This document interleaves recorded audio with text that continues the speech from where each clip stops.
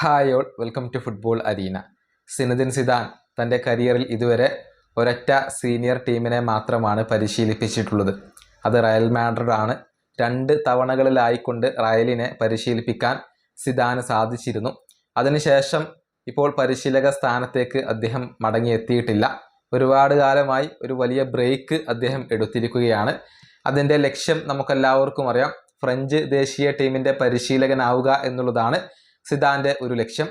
അതിപ്പോൾ ഫലം കണ്ടു തുടങ്ങിയിട്ടുണ്ട് എന്നാണ് പ്രമുഖ ഫ്രഞ്ച് മാധ്യമമായ എൽ എക്യുപ്പ് ഇപ്പോൾ റിപ്പോർട്ട് ചെയ്തിട്ടുള്ളത്. അതായത് വരുന്ന വേൾഡ് കപ്പോട് കൂടി ദിദിയർ ദശാംസിന്റെ ഫ്രാൻസുമായുള്ള കോൺട്രാക്റ്റ് അവസാനിക്കുകയാണ്. അത് പുതുക്കാൻ ഇപ്പോൾ ഫ്രഞ്ച് ഫുട്ബോൾ ഫെഡറേഷൻ ഉദ്ദേശിക്കുന്നില്ല. മറിച്ച് ഈ വേൾഡ് കപ്പിന് ശേഷം ദേശീയ ടീമിന്റെ പരിശീലകനായിക്കൊണ്ട് സിദാനെ നിയമിക്കാൻ അവർ തീരുമാനിച്ചു കഴിഞ്ഞിട്ടുണ്ട്. അതായത് സിദാനുമായി സീക്രട്ട് ആയിക്കൊണ്ട് ഇതുമായി ബന്ധപ്പെട്ട ചർച്ചകൾ നടത്തി എന്നാണ് അറിയാൻ സാധിക്കുന്നത്.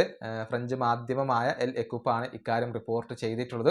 വേൾഡ് കപ്പിന് ശേഷം ഫ്രാൻസ് ദേശീയ ടീമിന്റെ പരിശീലകൻ അത് സിദാൻ ആയിരിക്കും എന്നാണ് ഈ മാധ്യമം ഇപ്പോൾ കണ്ടെത്തിയിട്ടുള്ളത്. ഇനിയിപ്പോൾ വേൾഡ് കപ്പ് നേടിയാലും ദശാംസ് പടിയിറങ്ങേണ്ടി വരും എന്നുള്ളതാണ്. അദ്ദേഹത്തിന്റെ കോൺട്രാക്റ്റ് പുതുക്കാൻ ഇപ്പോൾ അവർ ഉദ്ദേശിക്കുന്നില്ല എന്നാണ് അറിയാൻ സാധിക്കുന്നത്.